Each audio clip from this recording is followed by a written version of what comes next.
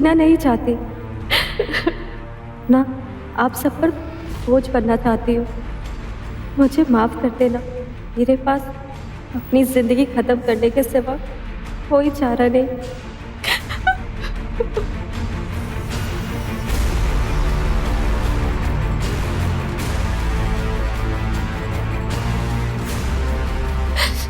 ऐसा क्यों कर रहे हो? मेरा क्या कसूर है? मैं तुम्हारे हाथ जोड़ती हूँ, मुझे जाने दो।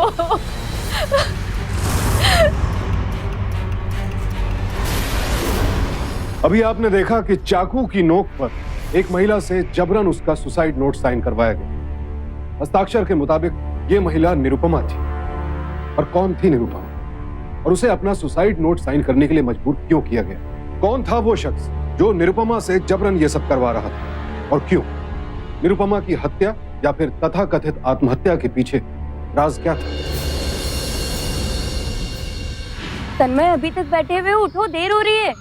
तुम्हारी चाय यहाँ टेबल पे रखी, ठंडी होने से पहले पी लेना। और कपड़े निकाल के यहाँ रख दे रही हूँ, तुम अपना जल्दी से खत्म करो। मुझे रिद्धि को भी स्कूल के लिए तैयार करना है। चलो उठो, देर मत करो। रिद्धि,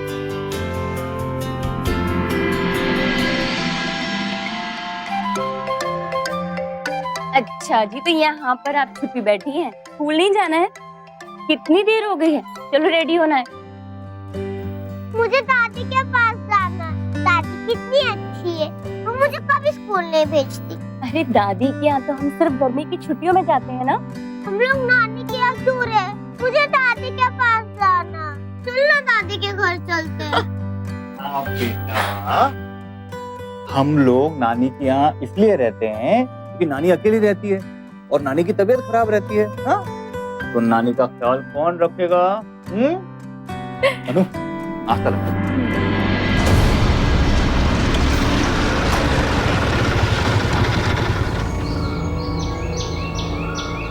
ये तो नीरू है।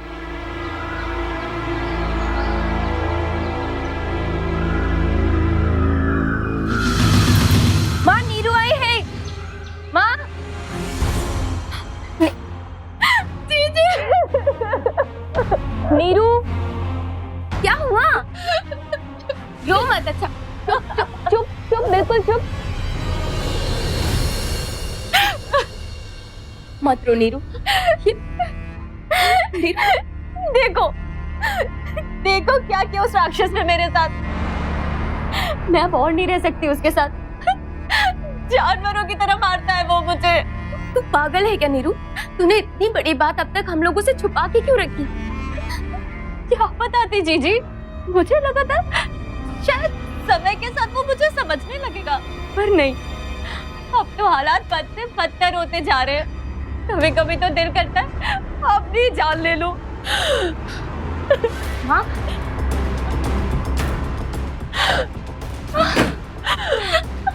माँ, मैं तुम बिल्कुल भी टेंशन मत लो। हम सब लोग हैं ना नीरू के लिए।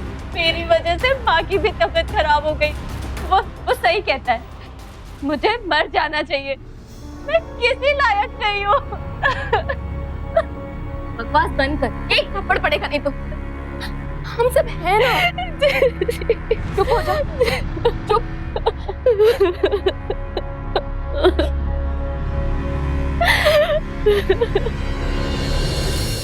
नीरू घर से वापस आ तो गई है उसके, और मुझे लगता भी नहीं कि उसे वापस जाना चाहिए। तुम्हें क्या लगता है? देखो अनु, मेरे लगने या ना लगने से कोई फर्क नहीं पड़ता। सच्चाई यही है कि ये तुम्हारी माँ का घर है और मैं यहाँ पे घर जमाई हूँ। अनु, ये दुनिया का उसूल है कि बहू चाहे लाख कोशिशें कर ले, वो कभी बेटी नहीं बन सकती। उसी तरह से मैं अगर चाहूँ भी तो मैं हमेशा जमाई रहूंगा, बेटा नहीं बन पाऊंगा। तो क्या तुम नीरू की हेल्प नहीं करोगे? उसकी किस्मत में जो होगा वही उसी के साथ होगा। मैं चलता हूँ।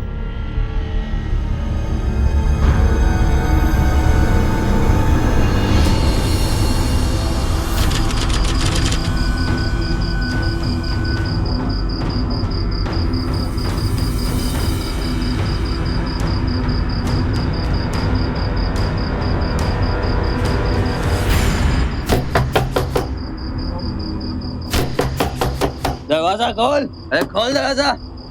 मेरी नींद खराब करके खुद चैन की नींद सो रहा है, दरवाजा खोल। कहाँ छुपी है वो? बुलाओ उसे। मेरे घर से भागने की हिम्मत कैसे की उसने? ओ, यहाँ छुप के बैठी है तू? हाँ, मुझसे पूछे बिना घर से बाहर कदम रखने की हिम्मत कैसे की तू? मुझे नहीं रहना तुम्हारे साथ। तेरा तो बाप भी रहेगा। तू चल। रघु, ऐसे हल्ला करने से कोई प्रॉब्लम सॉल्व नहीं होगी। हम लोग बैठकर भी तो बात कर सकते हैं ना। शांति से बैठ के बात तेरे जैसे घर के जमाती करते हैं। मैं मार दूं और अपने पैसे की खाता हूँ। माँ,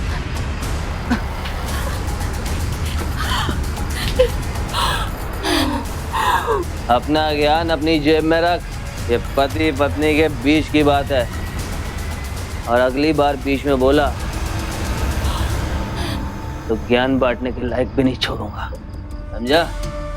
और तू चल घर। रघु, क्या बदतमीजी है ये? सुमित, तू जल्द से जल्द मेरे घर पे पहुंच। हाँ, रघु हमारे घर में जबरदस्ती घुसा है। उसने औरतों के साथ में बदतमीजी की है और मुझ पर हमला किया है। जल्दी आओ। और हाँ, पुलिस को लेकर आना। बाय। तूने पुलिस को फोन किया, लेकिन पुलिस के आने से पहले मैं तेरी हड्डी पसली एक कर दूंगा। बहुत अच्छी बात, करो हड्डी पसली एक। इससे तुम पर अटेम्प्ट टू मर्डर का केस भी लग जाएगा। तुमने ना मुझ पर हाथ उठाकर अच्छा नहीं किया।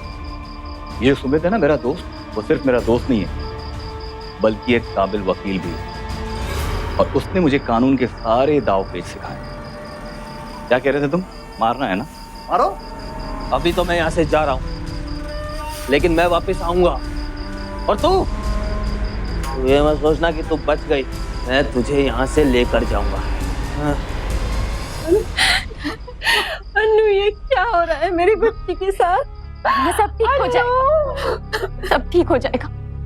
हर इंसान यही उम्मीद करता है कि शादी के बाद उसका जीवन खुशियों से भर जाएगा, लेकिन निरुपमा अपनी इसी शादी से परेशान थी।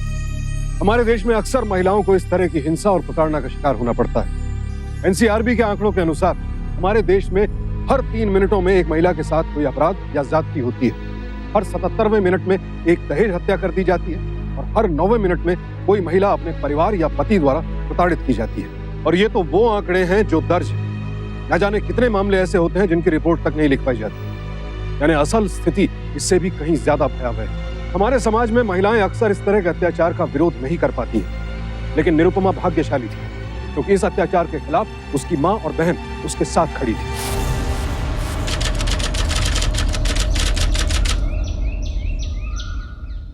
अरे माँ जी, आप कब से खड़ी? मुझे बोल दिया होता आपने। कोई बात नहीं बेटा।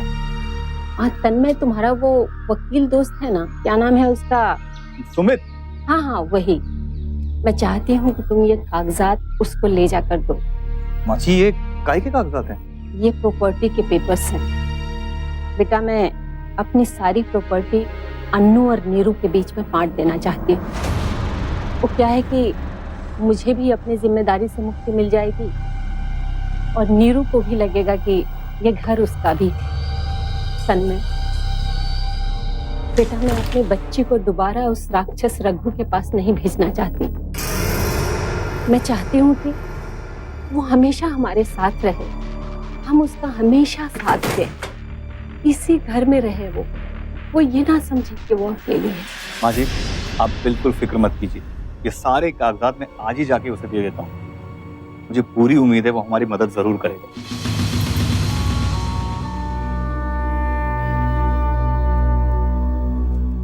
अन्नू, तेरी किस्मत बहुत अच्छी है बेटा कि तुझे तन्मय जैसा पति मिला है। काश कि नीरू की किस्मत भी तेरे जैसी होती।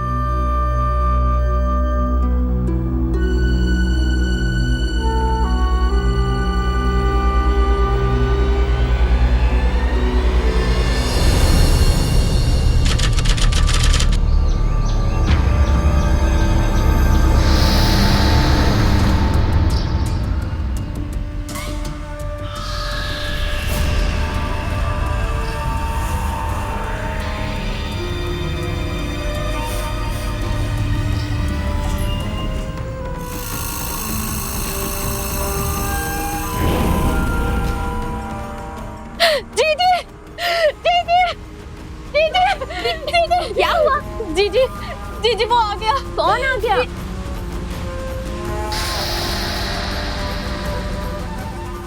तुम यहाँ क्या कर रहे हो? बताने आया हूँ कि तेरी बहन मुझसे पीछा नहीं छुड़ा सकती। मैं तेरा जीना आराम कर दूंगा और साथ साथ तेरे उस घर जमाई हड्डी का भी। खोल दरवाजा। तू जानती नहीं है मुझे। खोल, मैं फिर आऊंगा, छोड़ूंगा नहीं किसी को भी। हैं?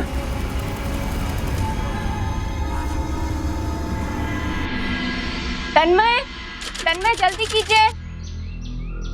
आपके कपड़े निकाल कर रख रही हूँ बेड पर, और रिद्धि को छोड़ने स्कूल जा रही हूँ, उसे लेट हो रहा है। हाँ ठीक है, लेकिन मेरा टिफिन जरूर पैक कर देना।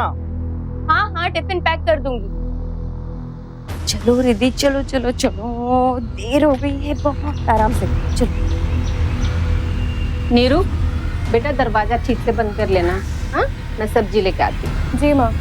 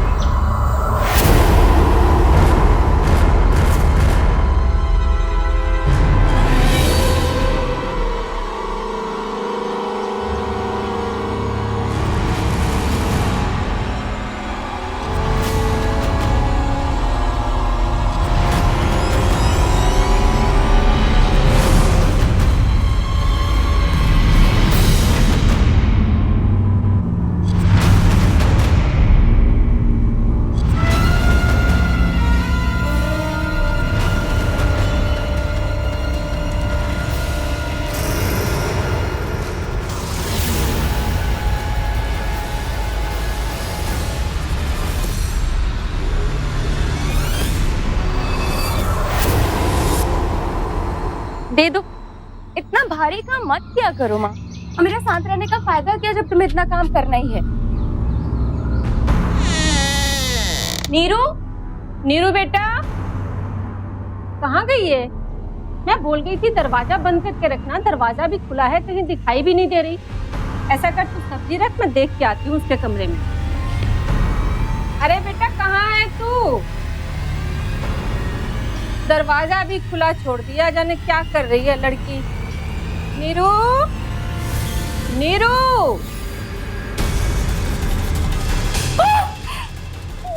क्या किया तूने?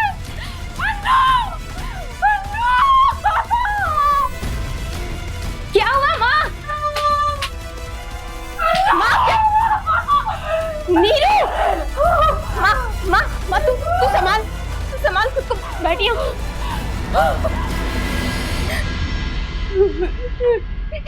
नीरू,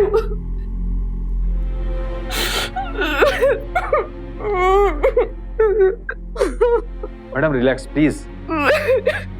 हादसे से पहले आपकी बहन ने जान देने की बात की थी क्या?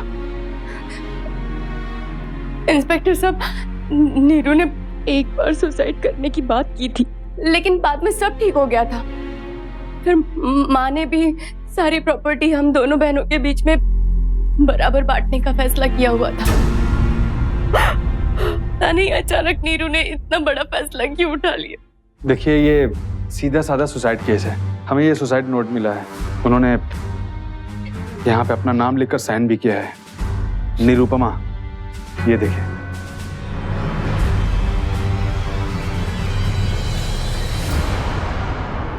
इंस्पेक्टर साहब, इस सुसाइड नोट में एक बहुत बड़ी गड़बड़ है। निरुपमा साइन की जगह कभी भी अपना पूरा नाम नहीं लिखती थी, वो सिर्फ नीरू लिखती थी। शायद निरुपमा अपना पूरा नाम लिखकर हमें कोई हिंट देना चाहती हो। उसके साथ किसी ने जबरदस्ती ये लेटर उससे जबरदस्ती लिखवाया गया है। आप देखिए इंस्पेक्टर साहब। अगर ऐसी बात है तो हमें तफ्तीश बहुत अच्छे से करनी होगी। अनु,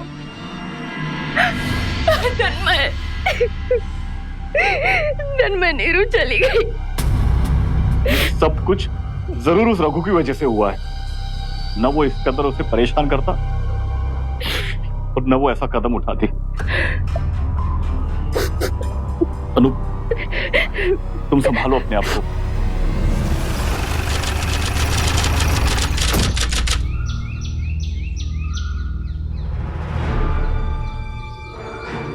माँ जी, हमें इंक्वायरी में पता चला है कि रघु ने निरुपमा को नहीं मारा। वो कल निरुपमा की मौत के वक्त बार में ही था। कई लोगों ने उसे वहां पर देखा है।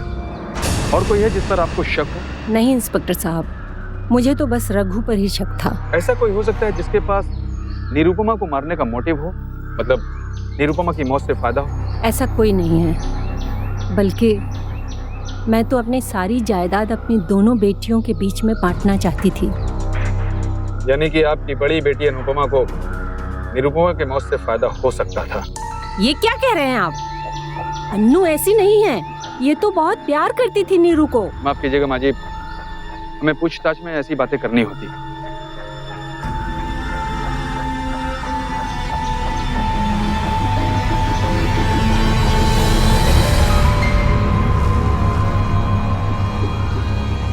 क्या कह रहे थे पुलिस वाले?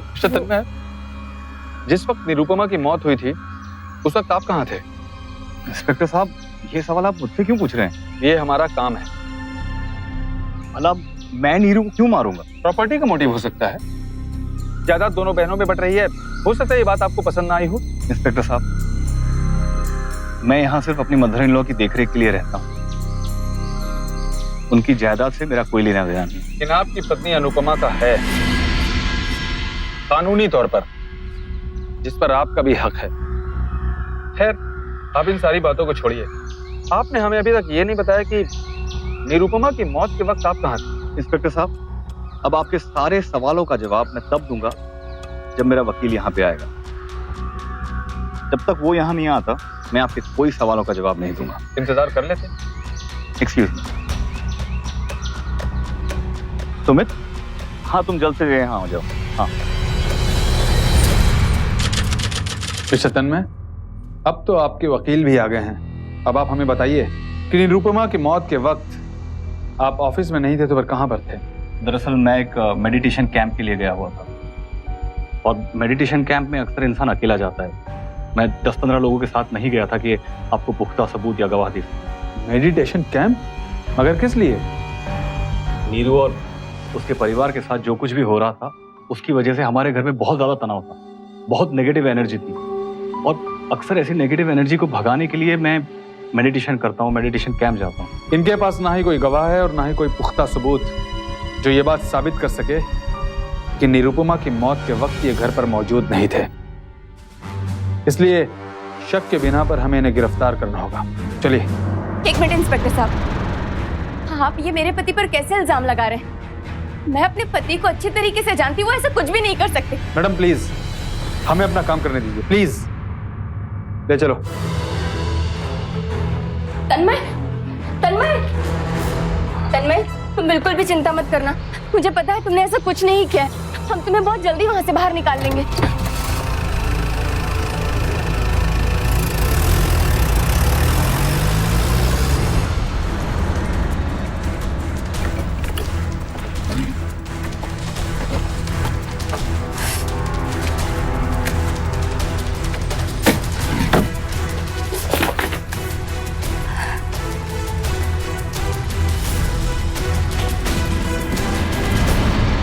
सुमित जी, इतने पैसे काफी होंगे?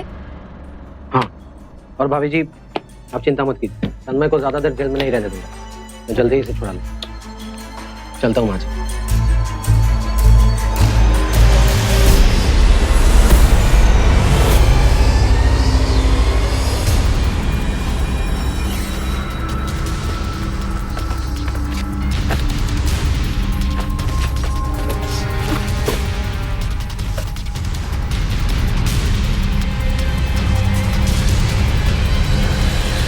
ये तो प्रॉपर्टी के बंटवारे का हिसाब किताब लिखा हुआ है, पर तन्मय ने ये क्यों लिखा?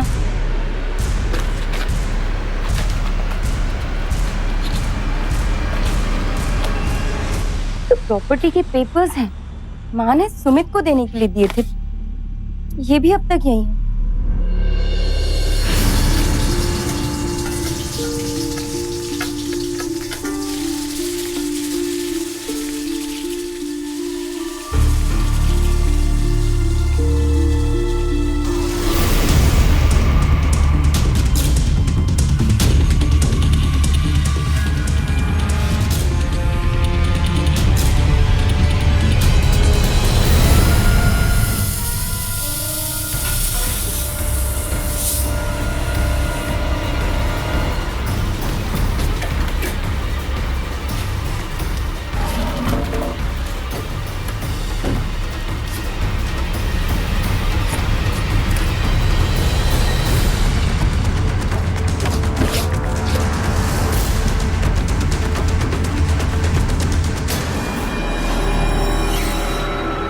ये शर्ट तो मैंने तन्मय को उस दिन सुबह दिया जिस दिन नीरू का कत्ल हुआ था।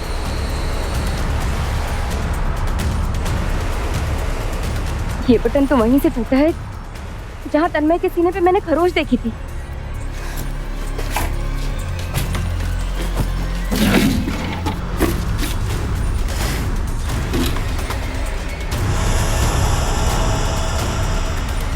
नीरू का सुसाइड नोट तो बिल्कुल ऐसे ही पेपर पे था।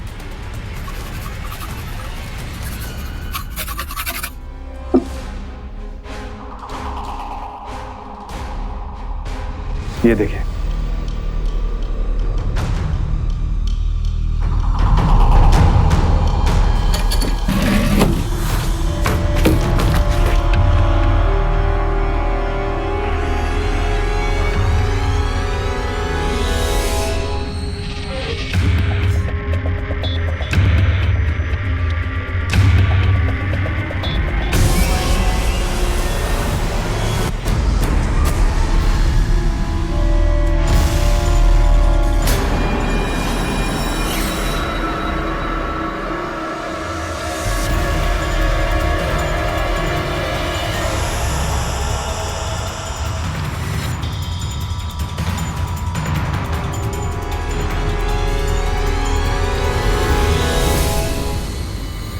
अनु,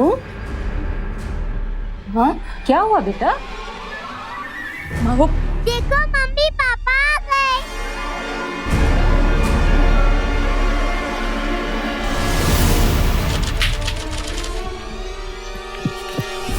देखा, पापा ने कहा था ना कि पापा बहुत जल्दी वापस आ जाएंगे। पापा आ गए। देखो मम्मी पापा आ गए। अनु, पुलिस ने मुझे जमानत पे छोड़ दिया। अरे क्या बात है भाई, ऐसे क्यों देख रही हो? मेरे आने से खुश नहीं हो क्या? अनु, चलो चलो अंदर। मम्मी मुझे पापा के पास जाना है। अरे इसे कहाँ ना एक बार अंदर जाओ, मतलब अंदर जाओ। इसे कहाँ लेकर जा रही हो? अनु क्या हुआ? छूना मत मुझे। अनु, सब जान चुकी हूँ मैं। मेरी नीरू को तुमने ही मारा है। ये तुम क्या कह रही हो? तुम्हारा दिमाग तो ठीक है? मैं ऐसा क्यों करूंगा? मेरी बात सुनो तो। छू मत, बोला ना। कातिल हो तुम, कातिल। जान चुकी हूँ मैं। अनु, तुम ही मेरी नीरू के कातिल हो। अनु, मेरे पास सारे सबूत हैं। अनु, अनु मेरी बात सुनो अनु।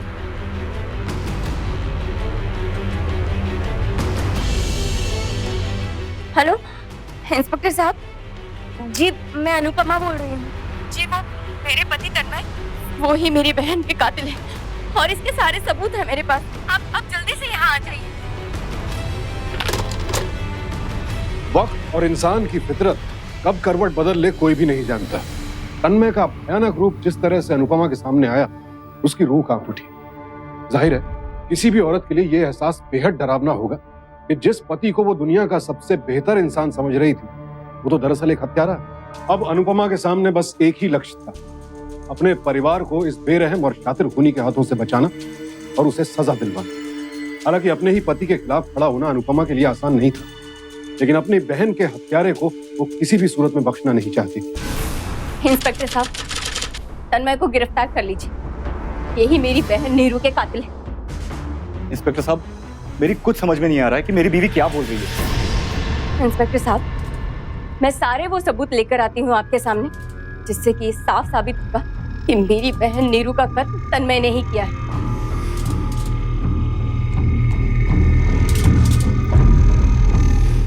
ये देखिए इंस्पेक्टर साहब, ये वो शर्ट है जो कत्ल के दिन मैंने तन्मय को सुबह पहनने के लिए दी थी।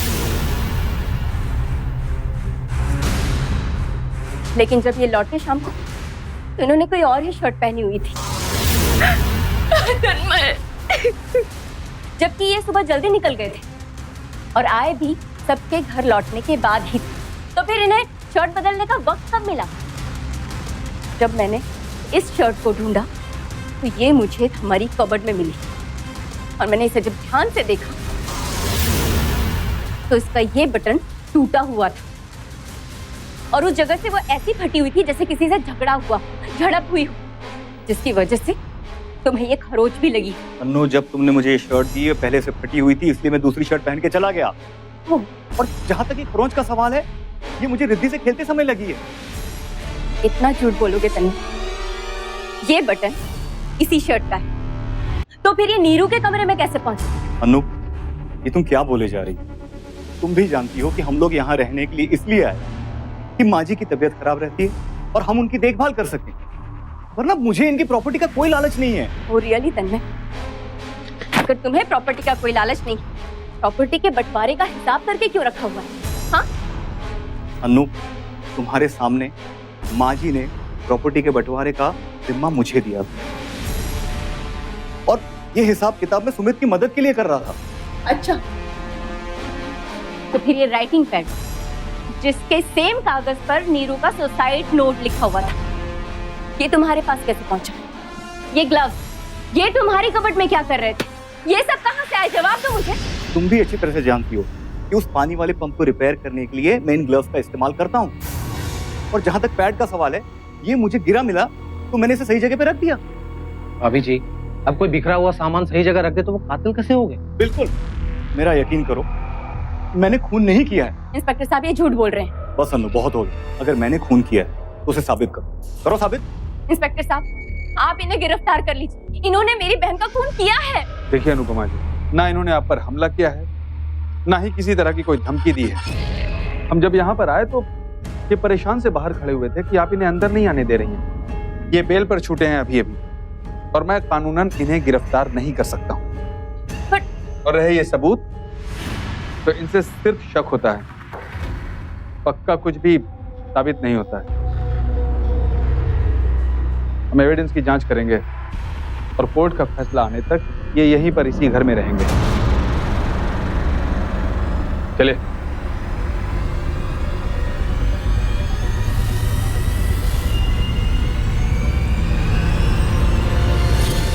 अनु, क्या हो गया है? तुम मेरा यकीन क्यों नहीं कर रही हो? मैंने नीरू का खून नहीं किया है। मैं तुम्हारा पति हूँ और तुम मुझे अच्छे से जानती हो। बस करो तन्वी, हमारे चेहरे पर जो तुमने अच्छाई का नकाब ढाक रखा था ना, वो उठ चुका है। बहुत दुख की बात है अनु, बहुत दुख की बात कि मेरे लाख कोशिशें करने के बावजूद तुम सच्चाई जान गई। अब अगर सच्चाई तुम्हारे सामने आ ही गई तो तुम्हें सब कुछ सच सच बता देना चाहिए, नहीं? हाँ, बिल्कुल सही कहा तुम। मैंने ही तुम्हारी बहन निरुपमा का खून किया। पता है क्यों? क्योंकि मुझे लग रहा था कि सेवा करूं मैं और मेवा खाए वो। हाँ? और तुम्हारी ये जो सबूत है ना, ये शर्ट, ये बटन, ये फाइल, ये हिसाब किताब, कोई कुछ नहीं बिगाड़ सकता मेरा। तुम्हें क्या लगता है कि मुझे इस बुढ़िया की सेवा का शौक है? हाँ? मैंने सोचा कि यहाँ पे आएंगे, इनकी सेवा करेंगे और सारी जायदाद हमारे नाम पे होगी और मैं, तुम और रिद्धि खुशी से रहेंगे। हाँ? लेकिन नहीं, तुम्हें तो ये मंजूर ही नहीं था। और उस बीच तुम्हारी बहन अपने शराबी पति के साथ झगड़ा करके हमारे घर में आके बस गई और तुम्हें बड़ा शौक था उसे यहाँ रखने का। फिर मैं क्या करूं? मजबूरन मैंने उसे अपने रास्ते से हटा दिया। मैंने सोचा था कि फिर हम तीनों खुशी से रहेंगे। हाँ? क्योंकि आज नहीं तो कल माँ जी तो चली जाएंगी ना। हाँ? और मैंने बहुत नेक काम किया। ये दुनिया एक नर्क है और इस नर्क से मैंने उसे स्वर्ग में पहुंचा दिया है। कितना अच्छा काम किया है और तुम लोग मेरा शुक्रिया अदा करने के बजाय मुझे ही गालियां दे रहे हो, खूनी बोल रहे हो, पता नहीं क्या क्या। खैर, बहुत देर हो गई है, भूख बहुत लग रही। हाँ, बढ़िया सा खाना बनाओ। जेल के खाने में ना वो मजा नहीं। क्या बनाओगी? अरे तुम तो बहुत अच्छा खाना बनाती हो, जो भी मन से बनाओगी मैं खा लूंगा। हाँ?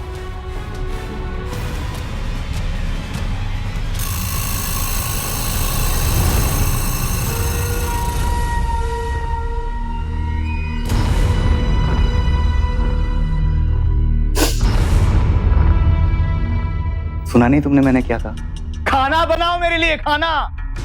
जाओ, अब मेरे तरीके से ही जीना होगा अगर जीना है तो। तुम्हें तो अपनी बहन के पास स्वर्ग में नहीं जाना है ना। हाँ? जाओ मेरे लिए खाना बनाओ, वरना मुझे तुम्हारी मुक्ति के लिए भी कोई उपाय ढूंढना पड़ेगा। जाओ जाओ जाओ जाओ जाओ जाओ।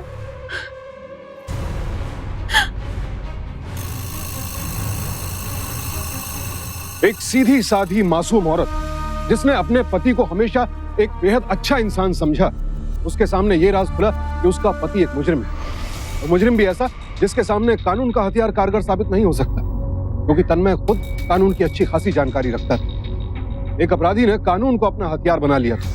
वो इस तरह से अपराध कर रहा था कि कानून का शिकंजा उस पर कसने ही ना पाए।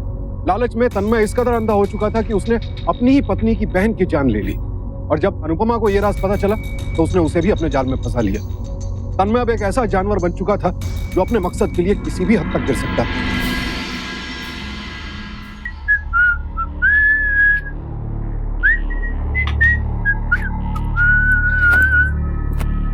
बैठो ना मेरे पास, तुम बैठती ही नहीं हो, ऐसे थोड़ी चलता है।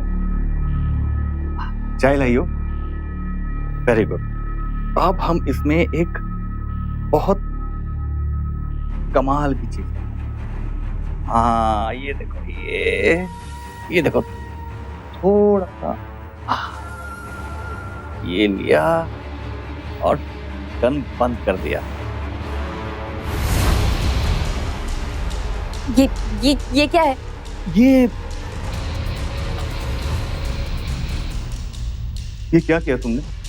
मेरी चाय में जहर मिला दिया। जहर? मैंने कब मिलाया जहर? अभी तो मिलाया तुमने जहर। तुम मुझे भी मारना चाहती हो? मैंने जहर नहीं मिलाया है। तन्मय, तुमने जहर? इंस्पेक्टर साहब ये देखिए, ये मुझे जहर देके मारना चाहती है। मेरी चाय में जहर मिला है। नहीं इंस्पेक्टर साहब, मैंने ऐसा कुछ भी नहीं किया। मैंने इसमें जहर नहीं डाला। एक मिनट।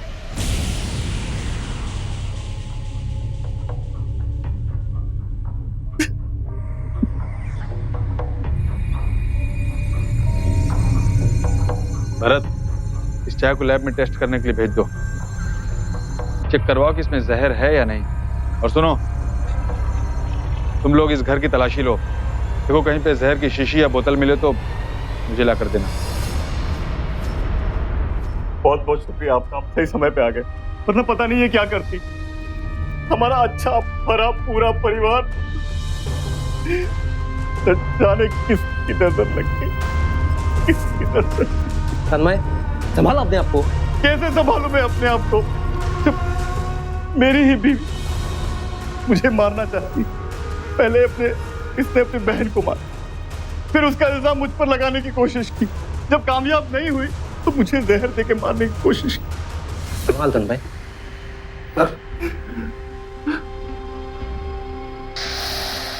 इसे भी लैब में टेस्ट करने के लिए भेज दो। चेक करवाओ कि इसमें किसके फिंगरप्रिंट्स हैं। ठीक है? सर मैं सच कह रही हूँ, मैंने जहर नहीं मिलाया है। ये सब तन्मय की साजिश है। मैं सच कह रही हूँ। अनुपमा जी, ये अटेम्प्ट टू मर्डर का केस है, आपको हमारे साथ चलना होगा। आइए। प्लीज मेरी बात का वो यकीन। तो लैब का रिपोर्ट आने के बाद ही पता चल जाएगा कि आप बेकसूर हैं या कसूरवार। आइए, ले चलो इसे।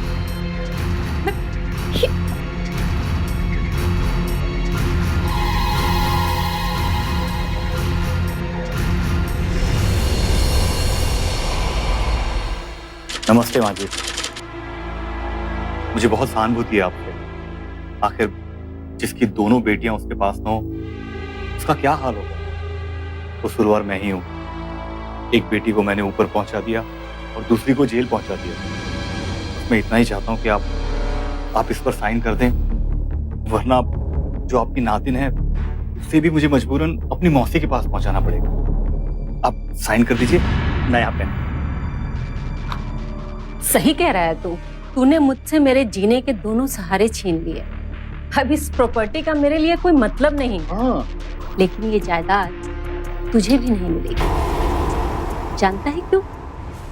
क्योंकि मैंने अपनी सारी प्रॉपर्टी दान में दे दी। यकीन नहीं हो रहा ना तुझे? तो ले, खुद ही देख ले।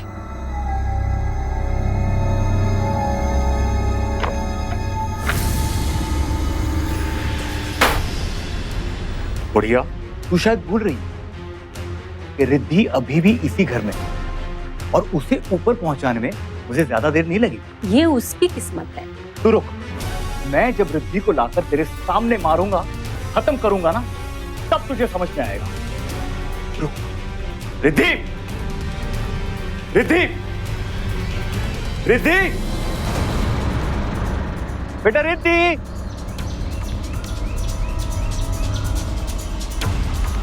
रिद्धि, रिद्धि बेटा, कहाँ हो तुम?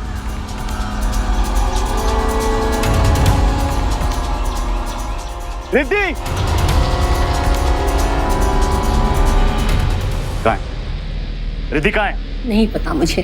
देख बुढ़िया, बहुत बड़ी गलती कर रही है तू। मेरी जायदाद में से एक टूटी कौड़ी भी नहीं मिलेगी तुझे। मैं तुझे भी नहीं छोड़ूंगा, नहीं छोड़ूंगा तुझे।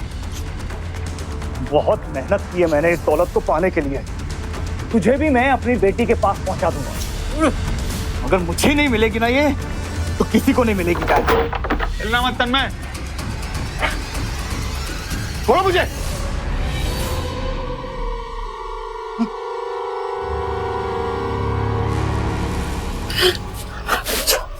ले चलो इसे।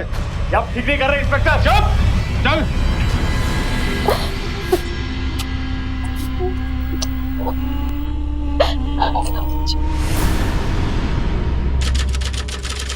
तन्मय साहब, अब सब कुछ सच सच कबूल करोगे या फिर मैं तुम्हें दूसरा तरीका भी इस्तेमाल करना चाहता हूं? बताओ। बताता हूँ। सब कुछ ठीक चल रहा जब तक निरुपमा नहीं आई थी। उसके आने के बाद सब गड़बड़ हो गया।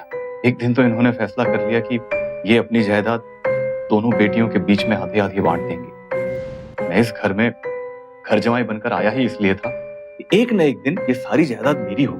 नीरू के आने से मेरे सारे मंसूबों पर पानी फिर गया था। इसलिए मैंने नीरू को अपने रास्ते से हटाने का फैसला किया। उस दिन जब अनु और मेरी सास घर से बाहर गए, मैं मौका पाकर घर में घुस गया। ये करना कोई बहुत मुश्किल बात नहीं थी, क्योंकि आए दिन नीरू आत्महत्या करने की बातें करती रहती थी। इसलिए मैंने सोचा उसकी हत्या करके उसे आत्महत्या साबित कर। जैसा मैं सोच रहा था बिल्कुल वैसा ही हुआ। ये सब क्यों कर रहे हो? क्योंकि तुमने मुझे मजबूर कर दिया।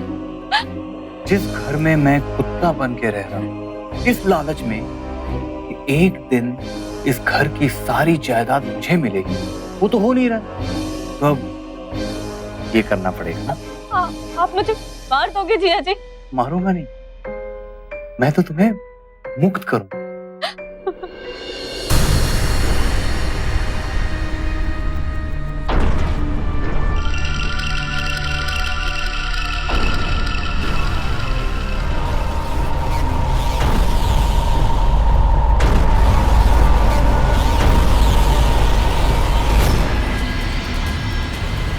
सब कुछ जैसा मैंने सोचा था बिल्कुल वैसा ही चल रहा था, लेकिन उस नीरू ने गलत साइन करके शक पैदा कर, और मुझे मौका ही नहीं मिला कि मैं वो सारे सबूत हटा सकूं। ऐन वक्त पर माँ जी ने आके तुम्हारे सारे खेल को तुम पर ही पलट दिया, और तुम औंधे मुँह गिर गए। माँ की प्रॉपर्टी के खातिर तुमने नीरू का कत्ल कर दिया, अपनी बीवी को धोखा दिया। शर्म आनी चाहिए तन्मय, तुम्हें शर्म आनी चाहिए। अनुपमा के जेल जाने के बाद उसकी मां को एहसास हो गया कि अब वो और रिद्धि भी ज्यादा दिन तक सुरक्षित नहीं है। शातिर तन्मय उन्हें भी ठिकाने लगा दे। अब उनके सामने एक ही रास्ता बचा था, किसी भी तरह पुलिस के सामने तन्मय का असली चेहरा लाना। अनुपमा की मां को कानून पर पूरा भरोसा था और उन्होंने अपना मकसद पूरा करने के लिए पुलिस का सहारा लिया। मालती देवी ने तन्मय से कहा कि सारी जायदाद ट्रस्ट के नाम कर दी गई, और आखिरकार ये शातिर अपराधी भी जाल में फंसी गया। तन्मय नहीं जानता था कि पुलिस उस पर नजर रखते हुए उसने मालती देवी के सामने अपना जुर्म तो कबूल किया ही, साथ ही मालती देवी को मारने की कोशिश करते हुए रंगे हाथों भी पकड़ा गया। इस बहादुर मां ने अपनी जान पर खेलकर इस शातिर अपराधी को उसके सही अंजाम तक पहुंचा दिया। अदालत ने तन्मय के अपराध को बेहद संगीन माना। उसे हत्या के लिए आईपीसी के सेक्शन 302, धोखाधड़ी के लिए सेक्शन 420 और हत्या के प्रयास के लिए सेक्शन 307 के तहत आजीवन कारावास की सजा सुनाई गई। ससुराल की जायदाद पर जीवन भर ऐश करने के सपने देखने वाला ये अपराधी अब पूरी जिंदगी सलाखों के पीछे काटेगा। इस केस से एक बार फिर साबित होता है कि अपराधी सिर्फ बाहर ही नहीं, अपने घर में भी मौजूद हो सकता है। इसीलिए बेहद जरूरी है कि सावधान रहें, सतर्क रहें, ताकि तन्मय जैसा कोई भी आस्तीन का सांप आपकी खुशियों को न डस सके।